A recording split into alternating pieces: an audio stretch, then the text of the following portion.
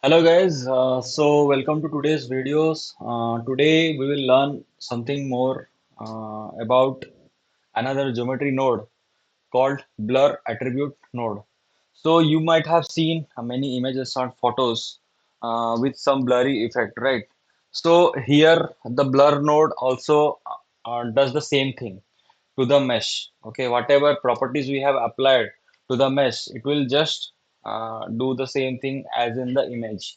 Okay, so you will be able to see the blur effect after putting some material to it. Okay, so yeah, let me show you the proper connections which I have made to show the effect on the mesh. Okay, and I have taken a simple plane to show the blurry effect. Okay, so here I have applied in the if I go to shading, yeah.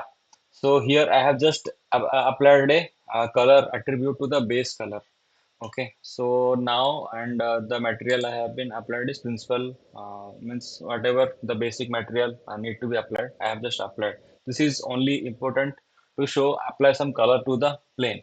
Then you need to change you need to apply the blurry effect in that color which is applied as a material. Okay, so I will explain what this node does. Okay, so yeah, so you have been known group input and group output. So whenever I connect these two points, geometry and geometry, okay, you will the mesh itself is visible. Else if I disconnect, it is not visible. So there should be some continuous connection between these two nodes.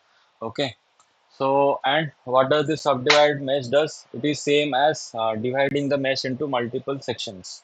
Okay, like you do it in the edit mode.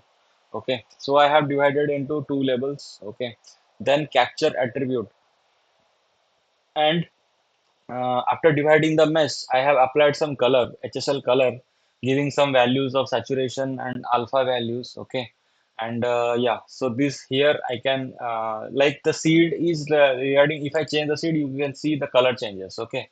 It depends, like it depends on seed and the value. Okay. So yeah, it is a very beautiful scene. So you can apply this one also, like in you can animate this. Okay, so yeah, this is a beautiful application of blur effect. So this is about random value and combined color. Combined color means only some settings will be there. Some it is basically it is adding some hue. Okay, to the mesh. Okay, so this attribute, both of these attribute after the dividing is stored in the capture attribute node on the faces. Okay, so now this attribute is then transferred to other nodes. Okay, so now the geometry is transferred to again further those faces which were subdivided by created by this node is again subdivided uh, basically. Okay, so those faces, individual faces are subdivided three times.